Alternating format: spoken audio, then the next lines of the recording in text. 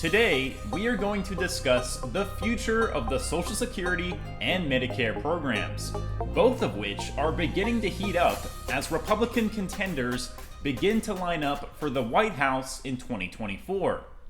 Hello and welcome back to the Mad Money Millennial Show, where we discuss the latest news regarding Social Security, SSI, SSDI, and SNAP or EBT benefits, as well as the latest in low-income programs available. I'm your host, Josh Baldwin.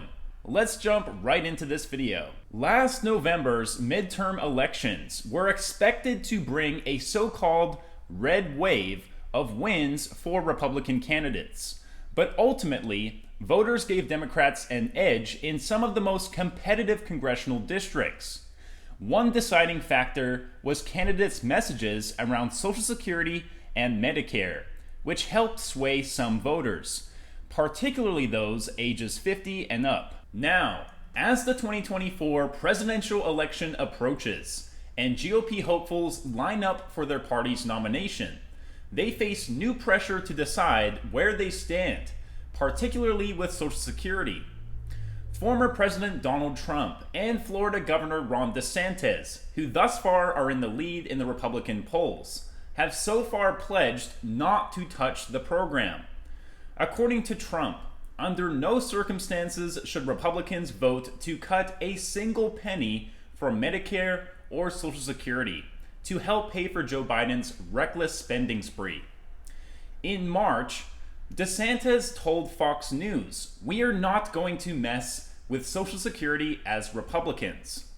Their position matches that of President Joe Biden, who during the State of the Union prompted both sides of the aisle to agree the program is off the books.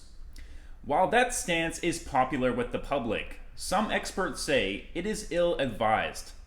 It is fundamentally irresponsible to say we are not going to touch it when everybody who's ever looked at the finances of the program recognizes that it's going bankrupt, said Whit Ayers, president of North Star Opinion Research, which is a center-right political polling operation. The situation presents an opportunity for a hero to emerge, one who can put the program on sound financial footing. One long-shot Republican candidate, former Cranston, Rhode Island Mayor Steve Laffey, plans to enter the race with his own bold plan to reconstruct Social Security as the first priority on his agenda.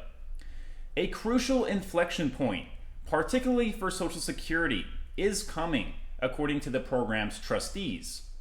Social Security's combined funds will only be able to pay full benefits until 2034. At that point, just 80% of benefits will be payable if nothing is done sooner. Lawmakers on both sides of the aisle would need to agree on fixes for the program. These could include benefit cuts such as raising the retirement age, tax increases, or a combination of both. But with Democrats vowing to protect benefits and Republicans swearing off tax increases, that has thus far left little room for compromise. As Washington leaders recently worked out a deal to raise the nation's debt ceiling for 2 years, the cost of Social Security and Medicare came under scrutiny. Both Social Security and Medicare fall under the category of mandatory spending, which altogether represents more than 2/3 of the nation's budget, according to the Tax Foundation. Consequently, it is impossible to address the nation's spending without addressing those programs, according to Tax Foundation economist Alex Durant. The Social Security plan that Laffey would implement throws out the traditional approaches of tax increases or benefit cuts. Instead, he wants to gradually phase out the FICA tax completely. Currently, workers and employers each pay 6.2% on up to $160,200 in wages towards Social Security. That would be replaced by new personal security system accounts to which workers would contribute 10% of their pay. Those balances would be invested in a weighted index of global stocks, bonds, and other securities. The plan comes from Lawrence Kotlikoff, a Boston University economics professor who has devoted much of his career to helping people get the most from Social Security and demystifying the program's many rules. Kotlikoff himself ran for president in 2012 and 2016 as a third-party candidate. In subsequent election cycles, he has urged Laffey to run. The two met when Laffey was working on Fixing America, a 2012 documentary about Americans' perspectives on fixing the country's problems post-financial crisis. Laffey wrote and co-produced the documentary, for which he interviewed Kotlikoff. Laffey, a former Morgan Keegan executive, has mostly been out of politics after serving 2 terms as mayor of Cranston, Rhode Island. He ran for a U.S. Senate seat in Rhode Island in 2006, and then in 2014 pursued the Republican nomination for a U.S. House seat representing Colorado, where he now lives. However, he was unsuccessful in both races. Laffey launched a campaign for mayor at a time when Cranston had the lowest bond rating in America. The big accomplishment he boasts as Cranston mayor is bringing the city's bond rating up. The city's S&P rating climbed to an A- in 2006 from a B in 2002, according to a spokesman for Laffey. Now, according to Kotlikoff, the Social Security plan would be a fully funded system where you get your money back in the form of an inflation-indexed annuity. The goal would be to give beneficiaries a bigger return on the money that they get now. It also aims to address the program's current inequities. The government would make matching contributions on behalf of lower earners, the disabled, and unemployed. Spouses would share their contributions to the program equally. The investment strategies would be computerized and custodied by the federal government, not by Wall Street. Everyone would get the same rate of return.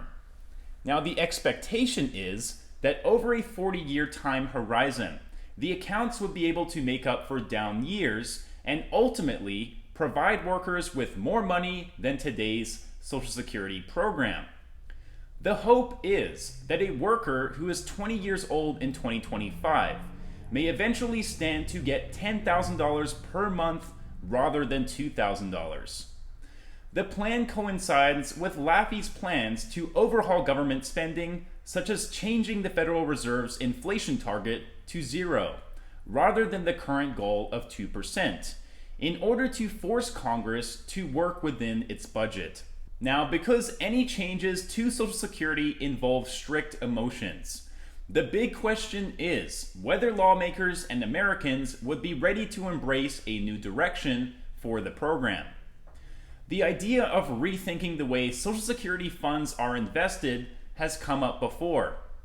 While in office, President George W. Bush had proposed letting Americans save part of their Social Security taxes in personal retirement accounts, referred to as partial privatization. Andrew Biggs, who worked in the White House on Social Security reform at the time, and who is now a senior fellow at the American Enterprise Institute, remembers the proposal did not come close to succeeding, even as Social Security still had surpluses and Republicans controlled both houses of Congress. Consequently, privatization, where personal accounts are funded out of part of the existing payroll tax, would be a long shot. But personal accounts funded on top of the existing Social Security program, such as ensuring everyone signs up for a retirement plan at work, would be more possible. Alright folks, I hope you found this video helpful. If you did, please leave a like, comment down below any information that you might have regarding Social Security, SSI, or SSDI, and maybe you can help someone else out.